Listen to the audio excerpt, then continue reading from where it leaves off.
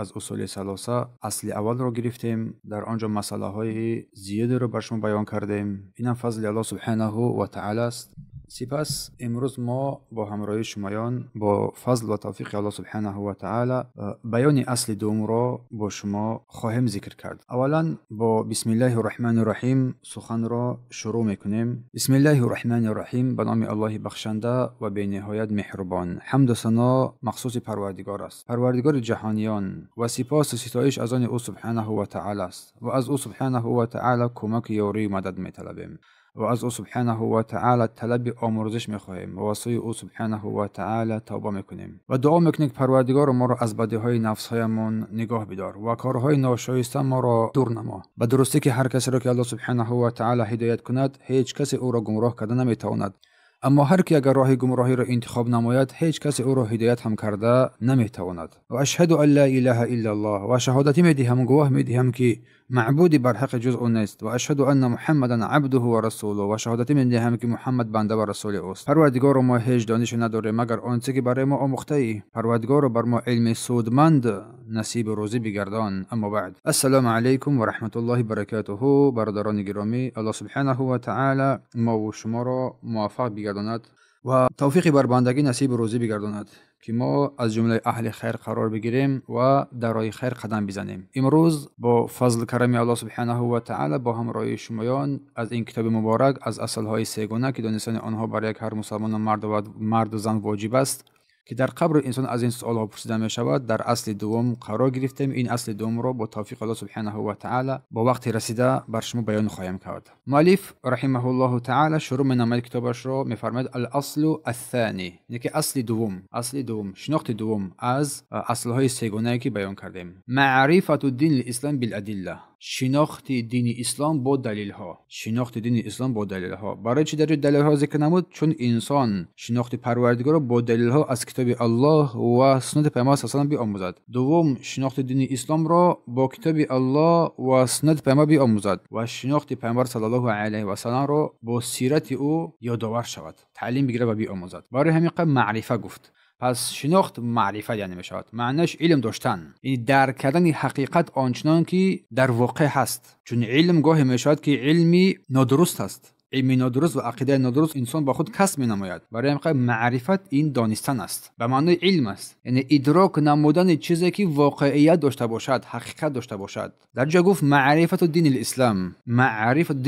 دین در اینجا به معنای شریعت است، راه و روش است، طریق میگویند. و دین در لغت عرب به معنای اطاعت و خضوع و فرمانبرداری می آید. این معنای دین است، اطاعت، خضوع و فرمانبرداری می آید. پس دین یعنی راه زندگی است. دین این چی گفتیم؟ شریعت، اطاعت، فرمانبرداری و خضوع. پس دین این راه روش زندگی است که انسان خود را با آن با خالقش میپیوندد و یگانه راهی که انسان خود را با خالقش میپیوندد راه درستترین این دین اسلام است. پس دین معنای آن چیزی است که انسان آن را همچون رسیدن به پروردگار، عبادت و بندگی آن را با خود میگیرد و با این دین حیات به سر میبرد. کلمه دین در بر میگیرد معنای خضوع، فروتنی و اطاعت را. پس شناخت دین اسلام در اینجا شناخت دین اسلام با دلیل ها در اصل دوم، یعنی با برهان بر اساس قوی کتاب الله و سنت پیامبر صلی الله علیه و اقوال سلف صالح، نه به تقلید.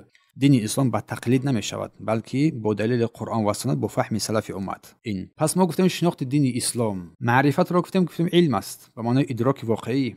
دین را که فهمیده به معنای خضوع و فروتنی است، راه زندگی است، سرنوشت حقیقی است. اما اسلام باشد، اسلام معنای اسلام علما می‌فرمایند که استسلام لله بالتوحید، یعنی که تسلیم شدن در برابر فرمان الله با توحید، استقرار و تسلیم شدن به الله با توحید، یعنی قبول کردن و انقیاد در بیان معنای کلمه لا اله الا الله. و این معنای اسلام است. و انقیاد الله بالطاعه، انقیاد، اتباع و اطاعت از او سبحانه و تعالی با اعمال عبادت ها. انقیاد الله بالطاعه، با طاعت. فرمانبرداری از او سبحانه و تعالی با طاعت، عبادت و عمل به فرمانده او سبحانه و تعالی و رسول او صلی الله علیه و سلم و براءت من الشرک و اهله و بیزاری جستن از شرک و اهل شرک، بیزاری جستن از شرک و اهل شرک. پس این معنای اسلام است. پس معنای اسلام چی بوده است؟ تسلیم شدن در برابر فرمان الله با توحید، اتباع و اطاعت با اعمال با عبادت از الله سبحانه و تعالی و براءت بیزاری جستن از شرک و اهل شرک. پس اسلام در مجموع از 3 ارکان عظیم عبارت است: توحید، عبادت و اطاعت و براءت از شرک. توحید به معنای استقراری و نفی شرک می باشد، اثبات عبادت از برای الله و نفی شرک و تسلیم شدن به فرمان الله سبحانه و تعالی با توحید. گفتیم در کلمه این معنای کلمه لا اله الا الله است. این معنای کلمه لا اله الا الله. لا اله الا الله میگیم، لا اله نفی میکنیم، رد میکنیم معبودان باطل را، یعنی نیست معبودی بر حق بجز الله، الا الله اثبات میکنیم، عبادت رو در الله سبحانه و تعالی در غیر او نفی میکنیم. و گفتیم اطاعت کردن به الله و رسولش، همه گونه نوعهای عبادت این اطاعت است، همه گونه عملهای پسندیده این اطاعت است، همه گونه نهی‌هایی که الله کردگی است، رسول الله کردگی است، این اطاعت است. براءت بیزاری و بدبینی، براءت بیزاری بدبینی اول از قلب شروع می شود، سپس بر زبان میبراید، سپس اعضای بدن با آن عمل میکند با رفتار. بیزاری از شرک و اهل شرک یعنی نفرت داشتن از شرک، چون زشترین عمل است. دور جستن از شرک، سپس عمل کردن با آنچه که توحید برای تو آورده است، کتاب الله برای تو آورده است. پس از این گفته ها برمیآید که اصل دین 3 پایه اساسی است. یکم توحید، ضد آن شرک است. دوم اطاعت و فرمانبرداری، ضد آن نافرمانی است با عبادت. سوم براءت از شرک، بیزاری جستن از شرک و اهل شرک. چون رسول الله صلی الله علیه و سلم در حدیث فرمود که من تشبه بقوم فهو منهم، هر کی با قوم مانند شود خود را مانند کند از جمله آنها قرار میگیرد. هر کس که با قوم مانند شود پس او از آنهاست، گفتند از جمله آنهاست، فهو منهم. پس این حدیث دلالت میکنه که مسلمان باید از شرک دوری بجوید، با اهل توحید باشد نه با اهل شرک، با آنها شباهت مانندی نداشته باشد، نه در اعتقادش، نه در افکارش، نه در گفتارش، نه در رفتارش. و دین اسلام از 3 مرتبه عبارت است. در اینجا گفت براءت من الشرک، گفته از شرک. وقتی که انسان این 3 عمل را اجرا میکند، توحید دارد، اطاعت فرمانبرداری دارد و براءت از اهل شرک دارد، پس مراتب دین رو باید از خود نماید، مرتبه های دین. و دین بر اساس 3 مرتبه بنا شده است، بر اساس 3 سطح، 3 پایه عظیم مستحکم بنا شده است. دین اسلام یکم اسلام است، دوم ایمان است، سوم احسان است. حدیث جبرائیل علیه السلام. تمام دین بر اساس این 3 چیز است. برای همین انسان باید این 3 چیز رو خوب درک نماید، اسلام را و ایمان را و احسان را، که هر یک این با خود مرتبه های دارد. کلمه مرتبه یعنی درجه، منزلت بلند، و هر این درجه و منزلت بلند، هر یک این سطح ها، اسلام، ایمان و احسان، رکن ها و ستون های دارد، رکن ها و ستون های دارد که این راه انسان باید چوک نماید و این راه انسان باید بداند و بیاموزد و تعلیم بگیرد و بفهمد. هر مرحله ارکان و پایه های خود را دارد و ارکان اسلام که بر همگان معلوم است 5 تاست، 5 تا رکن است. و دلیل اینکه ارکان اسلام 5 رکن اساسی دارد گفته پیامبر الله صلی الله علیه و سلم است: بنی الاسلام علی 5. گفتن صلی الله علیه و سلم اسلام بر 5 چیز بنا شده است، بر 5 رکن اساسی بنا شده است. اول شهادت دادن به آنکه معبود به حق جز الله کسی دیگری نیست و محمد صلی الله علیه و سلم بنده اوست. محمد صلی الله علیه و سلم بنده اوست. بنی الاسلام علی 5، بر همین چیز 5 چیز بنا شده است. اسلام ارکان اسلام است. پس اولی این چیز این شهادت است، کلمه شهادت، کلمه توحید، که این کلمه شهادت از 2 شاخه عبارت است: لا اله الا الله و محمد رسول الله. از 2 شاخه عبارت. رکن اول اسلام از 2 شاخه عبارت است. پس این رکن اولا تحقیق و یگانگی الله سبحانه و تعالی را بیان می‌نماید، توحید را بیان می‌نماید، و شهادت بر پیروی از رسول الله صلی الله علیه و سلم را بیان می‌نماید. برای چی؟ برای آنکه هیچ عبادت در نزد الله سبحانه و تعالی پذیرفته نمی‌شود مگر با این 2 رکن اساسی: یکم اخلاص از برای الله سبحانه و تعالی، دوم متابعتی پیامبر صلی الله علیه و سلم، سپس برپا داشتن نماز، رکن دوم دادن زکات، رکن سوم روزه ماه شریف رمضان، رکن چهارم با ترتیب می آیند، و پنجم حج برای کسانی که توان آن هستند، توان آن را دارند. و اصل دوم شناخت دین اسلام با دلیل هاست. گفتم شناخت دین اسلام با دلیل هاست. اسلام یعنی توحید، اطاعت و براءت از شرک.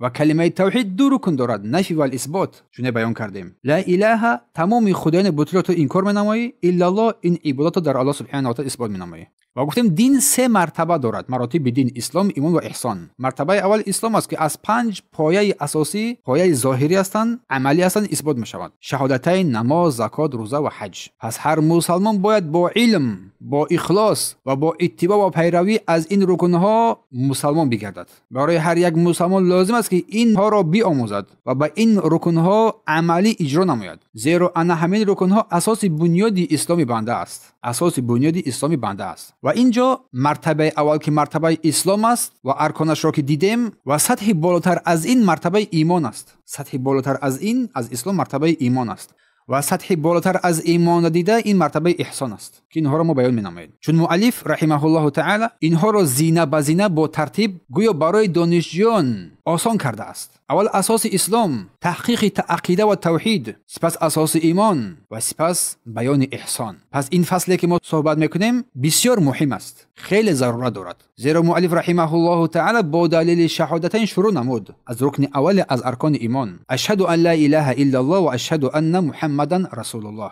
اشاره میکنند اولین قسمت شهادت کلمه توحید است و دلیلش آیت بزرگ سوره آل عمران باشد که الله میفرماید شهید الله انه لا اله الا الله والملائکه و اولو العلم قائما بالقسط لا اله الا هو العزیز الحکیم. الله در این آیه مبارکه آل عمران میفرماید که الله شهادت میدهد که جز او معبود نیست. فرشتگان و صاحبان علم نیز شهادت میدهند که او سبحانه و تعالی همیشه عدل را برپا می‌دارد و جز او معبود نیست. او پروردگار عزیز و حکیم است. الله در اینجا شهید الله ذکر کرد. در ابتدا برای تفصیل آمده است. شرح مفصلی که قبلا ذکر شد شهیده گفت در اینجا شهید الله. اینجا معنای شهیده شهادت دادن، خبر دادن، بیان کردن، معلوم ساختن، حکم کردن، همه این تنها حق الله است و عبادت خاص الله است. گفته بیان منم از اینجا شروع می‌کنم شهید الله میگوید اولین شهادت رو خودی الله سبحانه و تعالی در اینجا داد، سپس چیز سپس فرشتگان کرام و سپس علماها همچنین عالمان دین. در این آیه کریمه الله سبحانه و تعالی شهادت خود را با شهادت فرشتگان و همچنین صاحبان علم علمای شریعت همراه کرد. در اینجا فضیلت و مقام علم و علما نمایان می شود که عالمان در پشتیبانی از حق و توحید صف گذاشتند، تلاش کردند، زحمت کشیدند. در دام چی فرمود؟ قائما بالقسط، با عدل. یعنی الله همه احکام، قولها و عملهای خود را بر اساس عدالت قرار داده است. همه این بر اساس عدالت است. حکم او عدل است، قول او عدل است، فعل او سبحانه و تعالی عدل است. هر چیز از او سبحانه و تعالی عدل است. در این بود تاکید نمود لا اله الا هو، گفت نیست معبودی بر حق جز سبحانه و تعالی.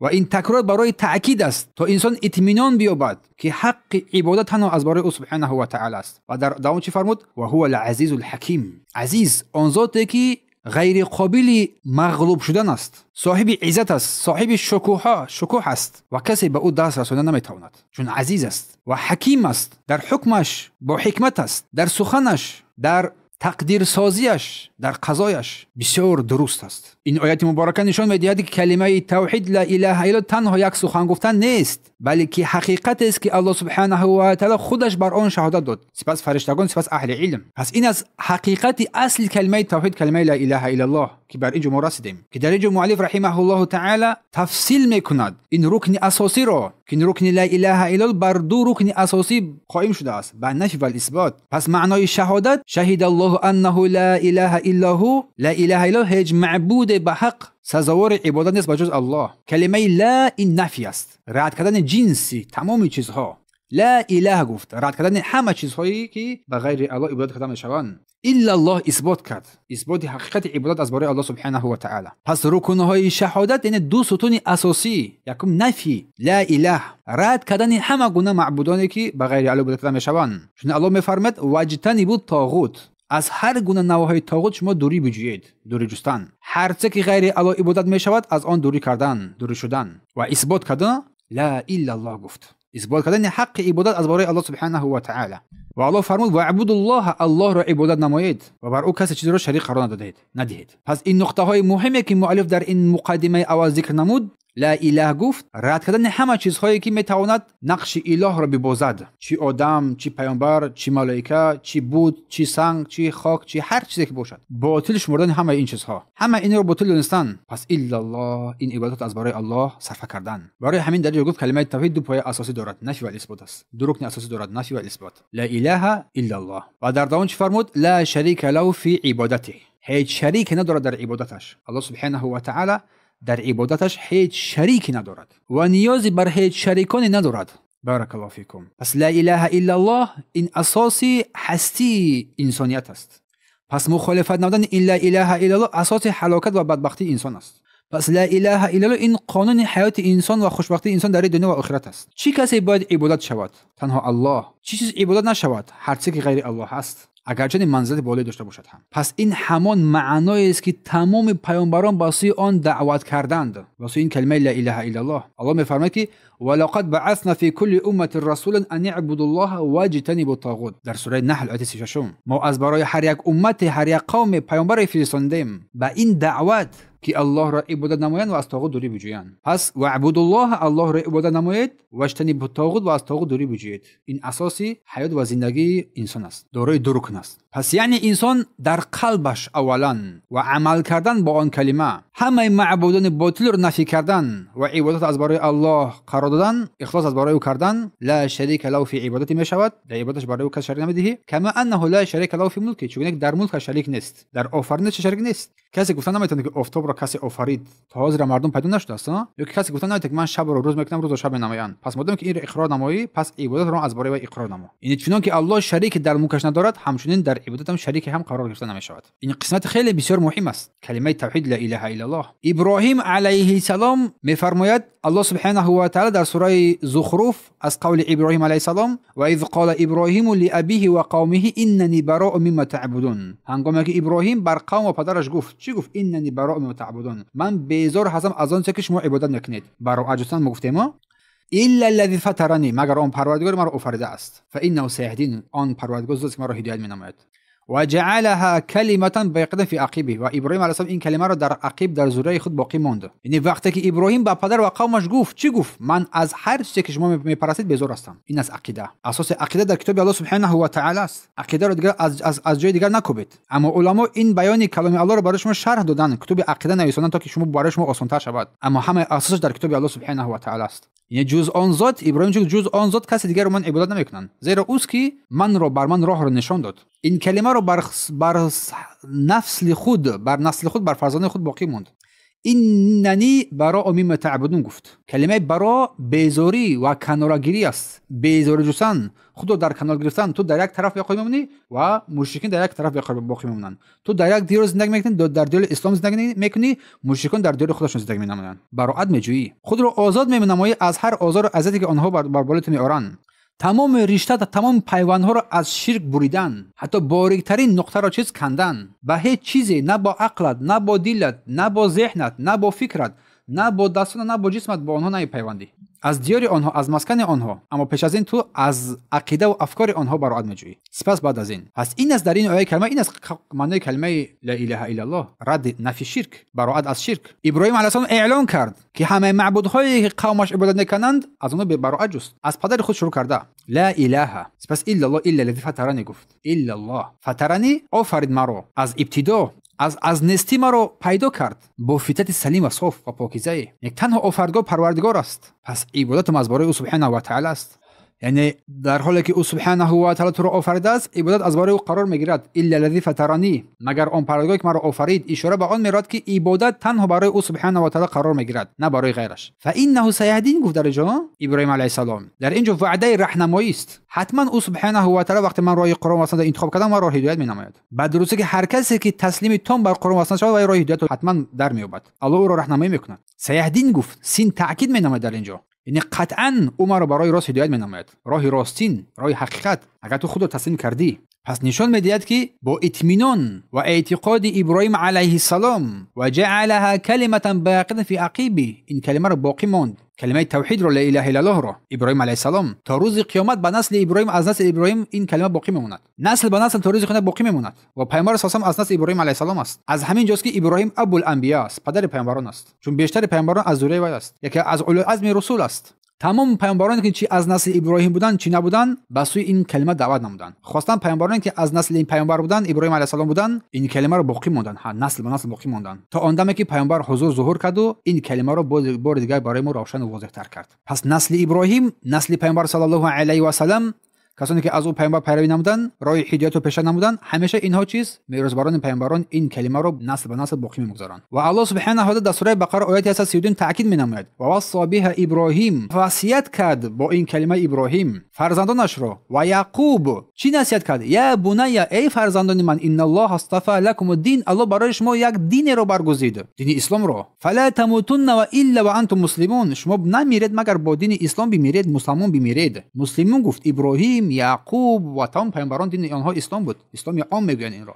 مگر رو قبول نکنید مگر اینکه با اسلام بمیرید، مسلمان بمیرید. پس این قول ابراهیم علیه السلام و قول اسحاق، یعقوب و دیگر پیامبرانی که هستند تفسیر عملی و روشن است برای معنای کلمه توحید. اینی براء مما تعبدون، گفتم بذار از که شما عبادت می‌نمایید، الا الذی فطرنی، مگر اون پروردگار مرا آفرید. پس این معنای کلمه لا اله الا الله است، نفی و اثبات. و این کلمه میراثی باقی مانده است که نسل به نسل چیز باقی میماند. یک درجه عظیم است که انسان اگر داخل این شود راهنما میشود، هدایت مییابد و راهنمایی میکند. پس معنای لا اله تنها یک شعار نبوده است، تنها با یک زبان گفتن نبوده است، پس که اساسی بیزاری از شرک و اخلاص عبادت از برای الله. چگونه که ابراهیم علیه السلام براءت از مشرکین جست، از نزدیکان خود شروع کرد. من از هر چه که شما عبادت نکنید بیزار هستم گفت. همین گونه مگر اینکه پروردگار خود را عبادت نمایم، چون که اون مرا آفرید، اون من را با فطرت سلیم چیز آفرید از نیستی. پس این آیه کریمه از بزرگترین آیه ها و بیانگر واضح و روشن نمودن توحید است. لا اله الا الله، نفی و اثبات. این کاری همه معبودان باطل،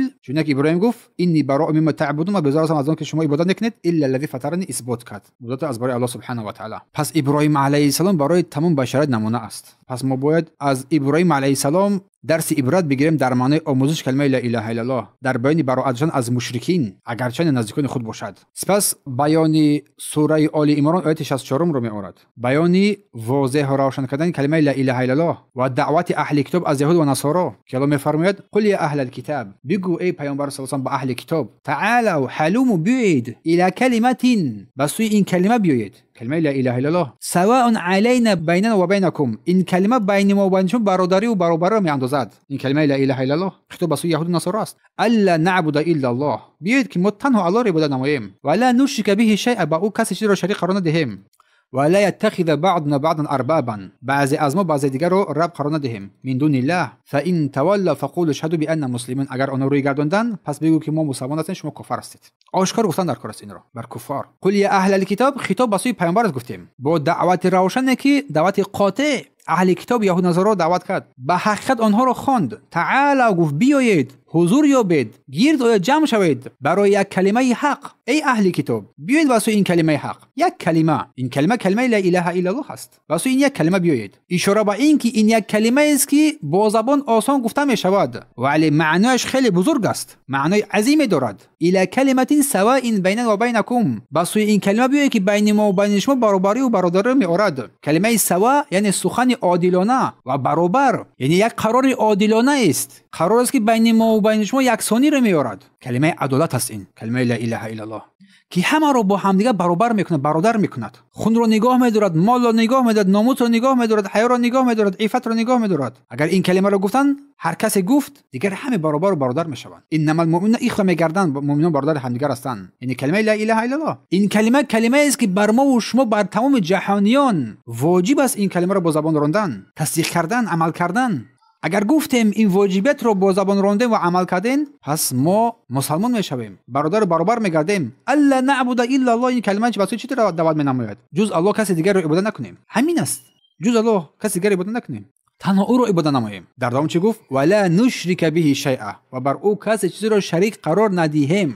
اصل معنای کلمه لا اله الا الله بر این آیه های کریمه یعنی یگام چیزی رو بر او عبادت نکنیم، بر او شریک نسازیم، نه بوت رو، نه طاغوت رو، نه آتش رو، نه انسان رو، از بزرگترین انسانان نه پیامبری رو، نه فرشته رو، هیچ کسی رو. شیئا گفت در اینجا نکره است، یعنی تمامی چیز داخل میشه، عموم است. هیچ چیز باید در برابر عبادت الله شریک قرار داده نشود، هیچ چیز نباید پرستش شود بجز الله. و لا يتخذ بعضنا بعضا اربابا من دون الله، نسیت بعدی بعضی از ما بعضی دیگر رو پروردگار اله قرار ندهیم که عبادتش نماییم، مثل یهود و نصارا، مثل صوفی ها، مثل شیعیان و هر کس که بین ها است. اینا قسمتایی که دعوای اسلام میکنند رو هست، ولی غیر اسلام چقدر بیشتر است. الله یعنی در این آیه کریمه من میسوزد که کسی دیگر رو تو به حیث پروردگاری اقرار نمایی. نه، قطعا جایز نیست. از او دعا و کمک یاری مدد طلبی قطعا جایز نیست. نه رئیس، نه رهبر، نه علما، هیچ کسی رو نباید هیچ یک از نفران رو قانونگذار قرار بدهی، قانون آن را شریعت قرار بدهی. نه، قطعا تنها کتاب الله سبحانه و تعالی و سنت او پیامبر صلی الله علیه و آله. در اینجا گفته میشه که شریک در اطاعت در عبادت نیست. در اطاعت تو کسی رو اطاعت فرمانبرداری نمیکنی بجز الله.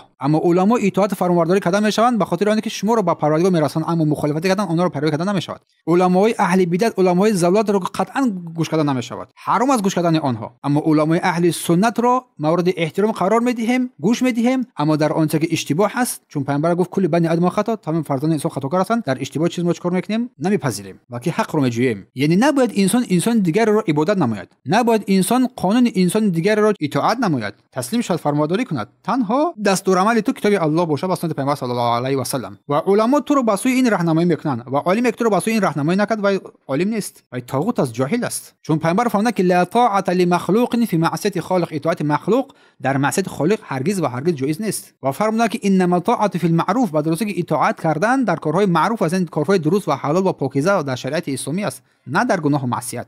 حتی پدر هم باشد، مادر هم باشد، هر کسی باشد در گناه و معصیت از او اطاعت کردن نمیشود. روایت بخاری و مسلم است. پس اینجا در این آیه کریمه و این احادیث جزء از توحید طاعت میگویند. اطاعت فرمانبرداری تنها از برای الله و رسول الله است، نه از کسی دیگری. مقابل این شرک است، شرک طاعت میشود. اگر تو کسی رو در غیر الله اطاعت کردی، فرمانبرداری کردی، شرک در طاعت میشود. نباید اطاعت در نافرمانی الله از هر کس کرد، نه والدین، نه راهبر، نه دیگران. اگرچه اطاعت پدر و مادر، اطاعت راهبر مسلمان ها واجب است، امر الهی است، فرمان الله سبحانه و تعالی است. با کتاب الله و سنت پیامبر اطاعت آنها واجب است، ولیکن نه در معصیت. امر بر معصیت شد دیگر نه اطاعت است نه فرمانبرداری. فان تولوا، در دوام آیات از قول ابراهیم، فان تولوا، اگر آنها روی گرداندن از این کلمه لا اله الا الله، از این اطاعت فرمانبرداری، یعنی اگر نگذارند که الله یگانه اطاعت کرده شود، عبادت کرده شود و فرمان او جاری شود، فقولوا اشهدوا بان مسلمون، پس شما بگویید ای مؤمنان ما مسلمان هستیم. بدونید که شاهدی بدهید و بگویید با دهان پر ما مسلمان هستیم، تسلیم فرمان الله هستیم و گواهی میدهیم که شما مشرک هستید، کافر هستید.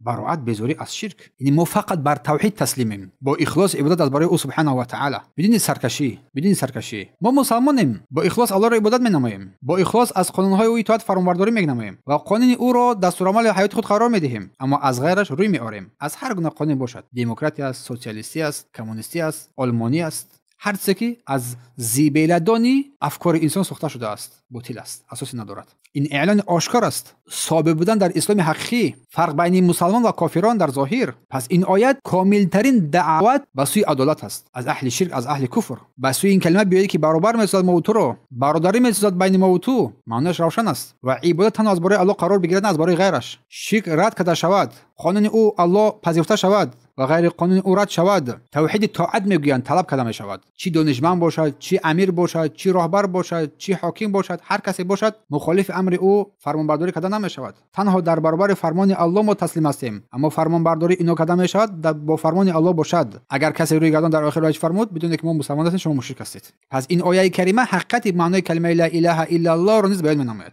بگیرید چقدر آیات های به شما را در معنای کلمه مفهوم لا اله الا الله. برای همین دویم تاکید می‌نماید که کلام الله را بخوانید با تدبر، با تأمل، با ظاهر آن، با تلاوت زیبای آن اهمیت بدهید، خوب است، ولی اون چیزی که تاکید شده است برایش ما واجب است این چی است؟ این عمل کردن با آن، تفکر، تأمل در آن. اگر کسی یکی از این رکن‌ها را قبول نکرد وای مشرک است. از آیه‌ای که بیان کردیم باید اصلا انسان شرک را رد نماید، اهل شرک را رد نماید در اعتقاد آنها و الله را اطاعت نماید و قانون‌های بشر را نیز رد نماید، نافرمانی کند از آنها. و در اینجا مؤلف رحمه الله تعالی نقطه دوم بود، این بود شاخه اول از ما گفتیم که اسلام دین به سه پایه برقرار شده است، اسلام و ایمان و احسان، بدون سه تا. موازی نقطه اول رو، رکن اول رو که لا اله الا الله محمد رسول الله بود، شهادت به لا اله الا الله، شاخه اول از لا اله الا الله در اینجا بیان کردیم. سپس مؤلف در اینجا بیان می‌نماید شاخه دوم، نقش دوم، رکن اول رو، شاخه دومش رو که محمد رسول الله هست می‌فرماید در اینجا بیان می‌نماید. یعنی شاهدی دادن به اینکه محمد رسول الله هست چی معنی دارد. دلیل آن قول الله سبحانه و تعالی را میگه لقد جاءکم رسول من انفسکم،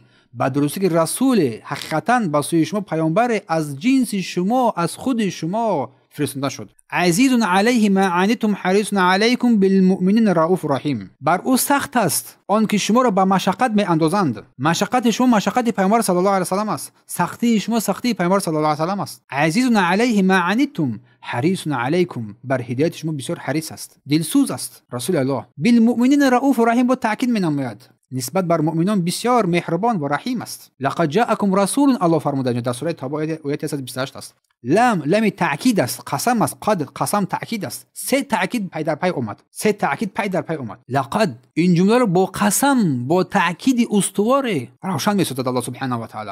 قسم ها رو پی در پی می آورد. با آنچه قسم می‌خورد با آمدن رسول صلی الله علیه و سلم تاکید می‌نماید با شأن بزرگی پیامبر صلی الله علیه و سلم که از جنس شما است، که پیامبر حقیقتا با سوی شما فرستاده شد. من انفسکم، از جنس شما، از خود شما، یعنی پیامبر از میان خود شما، نه فرشته است نه جن است بلکه انسان کامل است. از مادر و پدر به دنیا آمد، به سوی شما آمد بر شما راستقولی و پاکی را بیاموزاند که نسب این پیامبر را میشناسید، راستقولی آن را میشناسید و پاک بودن آن را میدانید، اخلاق آن با خبر هستید. این دلیل، این آیه کریمه دلیل به صدق پیامبر و راست بودن او است. شخصی بیگناه نبود، یگان مخلوق از دیگر عالم نبود این پیامبر صلی الله علیه و سلم، بلکه از قوم خودشان، از جماعت خودشان، از داخل عرب بود، از قریشی بود. عزیز علیه ما عنتم، عنت مشقت سختی رو میگویند، یعنی هر مشکلی و هر سختی رنج میبرد. اگر در شما میدید رنجش شما رنجش او بود، سختی بر شما سختی بر او صلی الله علیه و سلم بود. عزیز علیه ما عنتم، مشقت شما برای او مشقت میشد، سخت میشد، تلاش میکرد که شما را در دنیا و آخرت از عذاب ابدی نجات ببخشد، شما را به سوی اخلاق نیکو راهنمایی کرد. این رحمت و مهربانی او پیامبر صلی الله علیه و سلم است که الله او را به سوی ما فرستانید. نشانه رحمت و شفقت. او نمیخواهد صلی الله علیه و سلم امتش مشقت به مشقت بیافتد. برای همین در حدیث آمده است که بعثت بالحنیفیه سمحه، من به دین حنیف و آسان فرستاده شدم. در دیگر حدیث الدین یسر گفتن، این دین یسر گفتن، به درستی که دین آسانی است. حریص علیکم گفت در این آیه کریمه، یعنی بر شما بسیار دلسوز است، حریص است بر هدایت شمایان. میخواهد شما را از این آتش گهدان جهنم که عذاب دهشتناک است نجات ببخشد، نجات بدهد. میخواهد شما با پیروی از او دنیای خود را آباد نمایید، سودمندی را به دست بیارید و آخرت شما خود را آباد نمایید. بالمؤمنین رؤوف رحیم، با مؤمنان خاصتا خاص برای مؤمنا هست. در اینجا در بالا برای همه بشریت بود این سخنها، اما در آخر چیز برای مؤمنا تنها رحیم است، مهربان است، رحم دل بود، با عشق نوازش با آنها برخورد نکرد. حتی با صحابگان کرام چنان رفت آمد نکرد که گمان می‌بردند صحابه که بعضی از صحابه منشست با گمان می‌برد که پیامبر تنها ما را دوست می‌دارد، تنها من هستم نزد پیامبر با انسان با قدر با ارزش. سپس پرسید عایشه را ذکر کرد، سپس ابوبکر را ذکر کرد، پس صحابه کرام کمی شرم داشتن شرم کردن، گفتن که با هم طرفتن نگیرد، دیگه بحث کردن سوال را یعنی که چنان معامله نیک داشت با هر کسی. الله برای ما توفیق بده که ما این گونه معامله نیک را به دست بیاریم. هر گونه هر که تقصیری ناقصی دارد ولیکن اصلاح کردن ممکن است. رؤوف رحیم بودن، شفقت با مهربان بودن مخصوصا برای مؤمنان این ممکن است، درست است، خاصا زمانی که اهل توحید خیلی کم شده است. پیامبر همیشه بردباری و مهربانی بر مؤمنان را می‌خواست، رحمدل بر آنها بود، برای حمایت آنها، برای دنیای آنها، برای شفاعت در روز آخرت برای آنها. پس شهادت بر اینکه محمد رسول الله است معنیش تصدیق کردن بر راستگویی، راستقولی او صلی الله علیه و سلم، اطاعت کردن از فرمانبرداریش، پرهیز نمودن از آنچه که من کرده است و الله را اطاعت نکنیم مگر با شریعت او صلی الله علیه و سلم، که رسول الله میان ما و شما دلیل قرآنی را بیان کرده، میان بندگان و میان الله سبحانه و تعالی با خصلت‌های رحمت، خاکساری و غمخوری به اندازه آمد صلی الله علیه و سلم. پس شهادت با پیامبری معنای این دارد که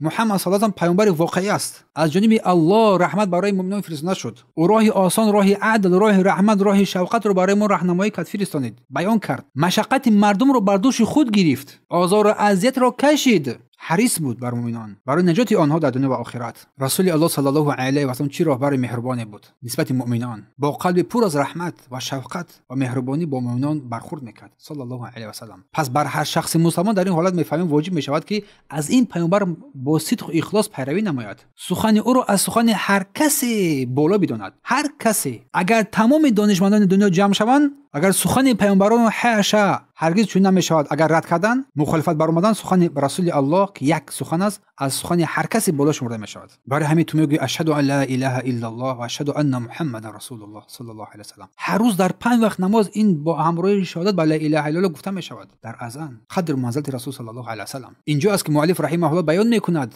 معنای شهادت بر محمد رسول چی معنا دارد، واقعیت اینو فهمیدن. شهادت بر رسالت او صلی الله علیه و سلم اشهد ان محمد رسول الله میگوییم، تفسیر میکند که معنای شهادت به لا اله الا الله قبلا بیان کردیم. سپس محمد رسول صلی الله علیه و سلم شهادت بر رسالت محمد صلی الله علیه و سلم دلالت میکند که راه عبادت حقیقی این راه پیامبر صلی الله علیه و سلم است. تنها با این راه تو الله را میشناسی، تنها با این راه تو نجات میبری، تنها با این راه تو انسان میشوی و تنها با این راه تو جنت را به دست میاری. جز این راه دیگر هیچ راه را انسان نکوبد. همه راه ها دیگر بسته هستند. اگر هر کسی که جز این راه پیامبر اگر راه دیگر را جستجو کرد وای هلاک شد. طاعت و فیما امر، اطاعت کردن پیامبر در آنچه که امر کرده است. رکن های شهادت بر محمد رسول الله و ما ارسل من رسول الا لیطاع باذن الله، ما هیچ رسول را نفرستیم مگر اینکه اطاعت کرده شود با اذن الله سبحانه و تعالی. فرمان برداری کرده شود این پیامبر با خواست الله سبحانه و تعالی، با اذن الله سبحانه و تعالی. بیان می‌نماید که همه پیامبران تنها برای آن فرستاده شدند که الله را اطاعت کنند. مردم از آنها اطاعت کنند از پیامبران، چون اینها تو رو با الله پیوست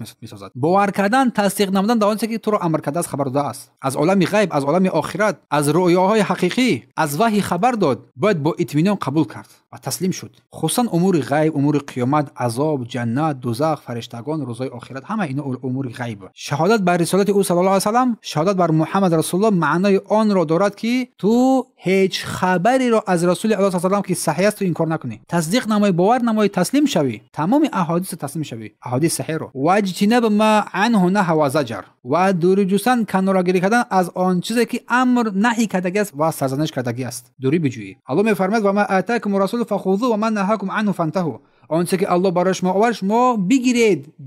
رسول الله برای شما آورد، امر میسازد. واجب است که ما از رسول بگیریم آنچه که آوردگی است. و ما آتاکم الرسول فخذوه، بگیرید.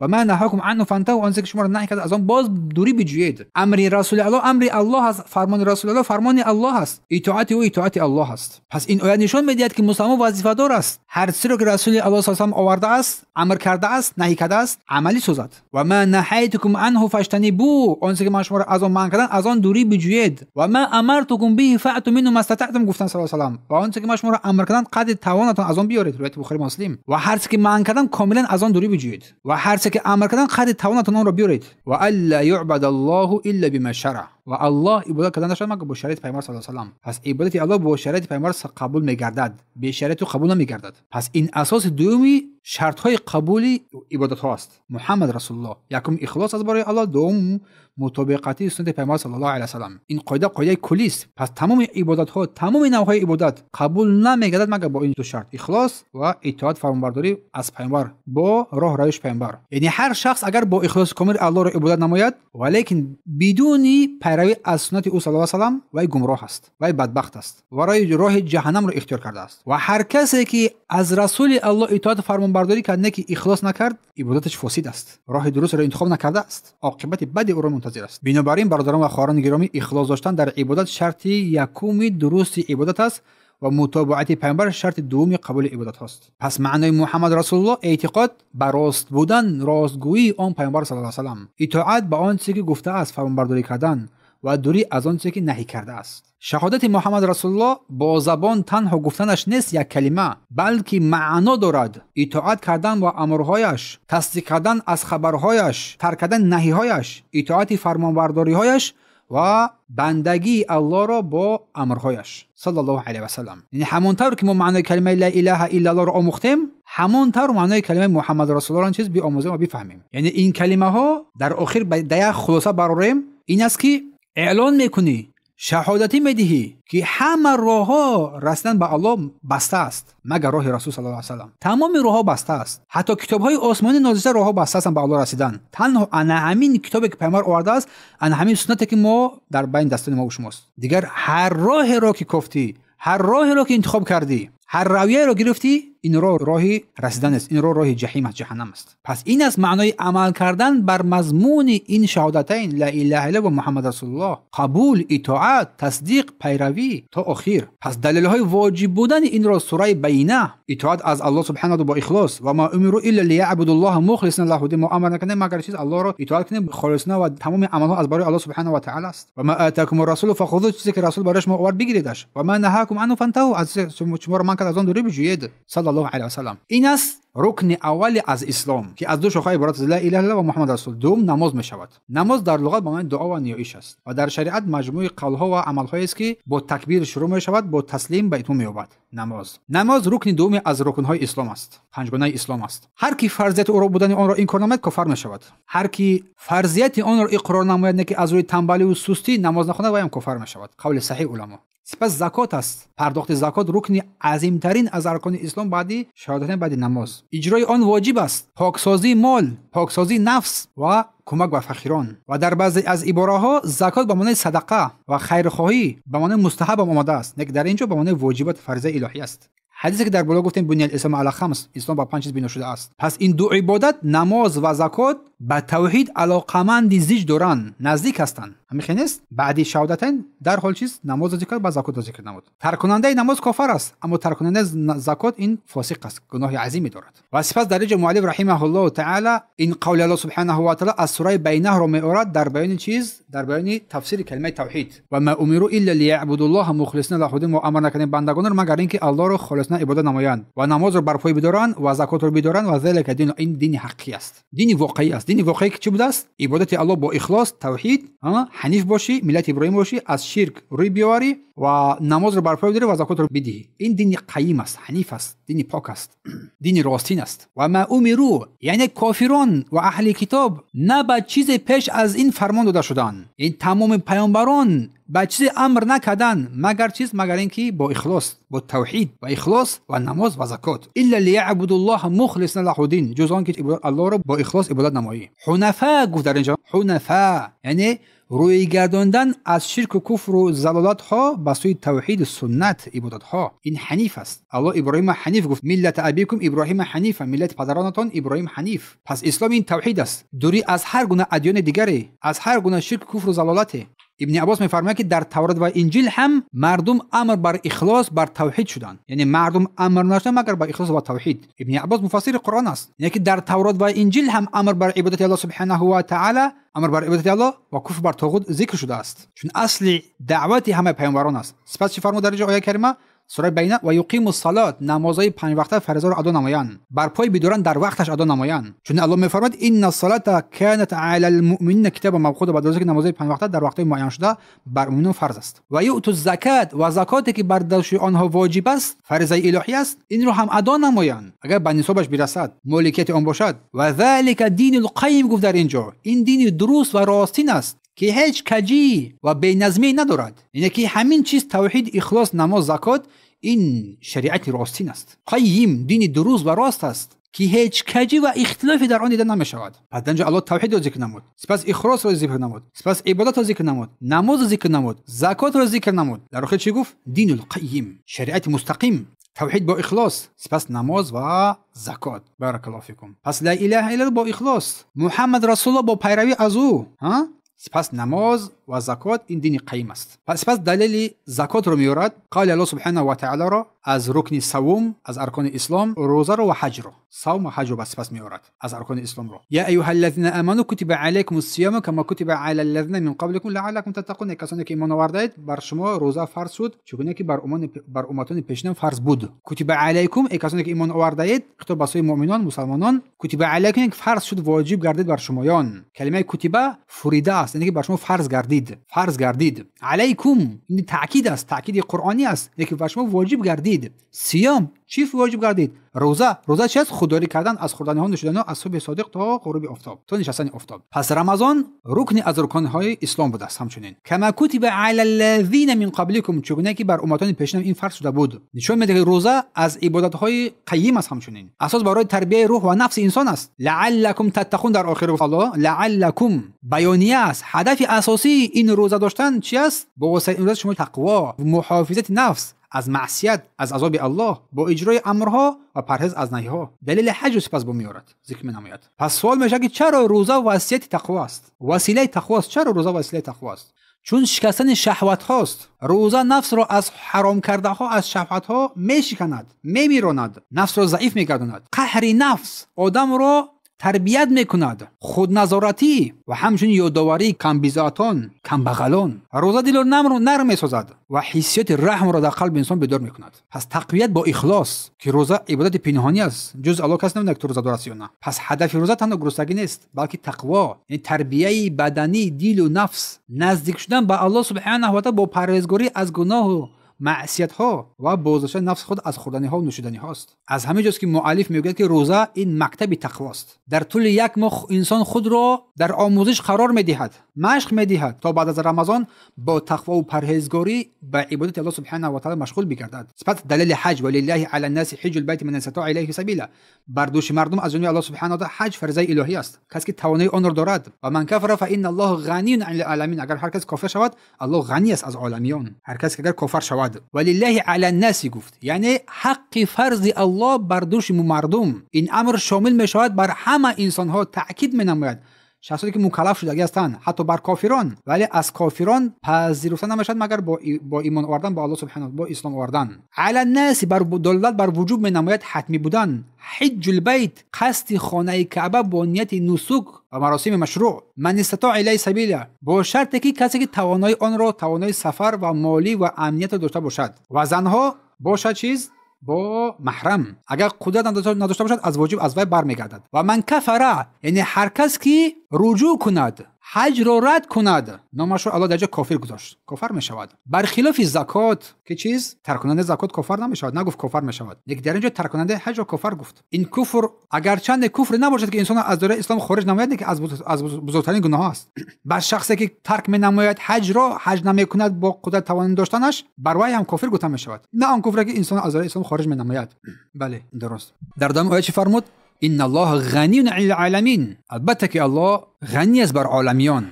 به هیچ عبادت ما و شما نیاز ندارد. او غنی است، چون آفریدگار هیچ وقت بر هیچ کس هیچ چیز نیازمند پیدا نمیکند، بلکه ما هستیم بسوی او نیازمندی داریم. پس واجب است که به شریعت با قدر توان با این رکن‌های اساسی اسلام ما عمل نماییم. پس نماز فرض است، روزه فرض است، زکات فرض است، حج فرض است. همه اینا فرضه های الهی هستند. سوره آل عمران رو گفتیم، سوره بقره رو گفتیم، سوره بینه رو گفتیم. پس این 4 رکن بعد شهادتین رکن‌های عملی انسان هستند، رکن‌های ظاهری هستند: نماز، روزه و حج و زکات. مؤلف در اینجا برای ما رکن‌های ظاهری اسلام رو بیان کرده. فهمونید که چیز بعد شهادتین که با زبان میگویی، پس نماز، روزه، حج و زکات مرتبه‌های دین که در این داخل میشود، مراتب دین.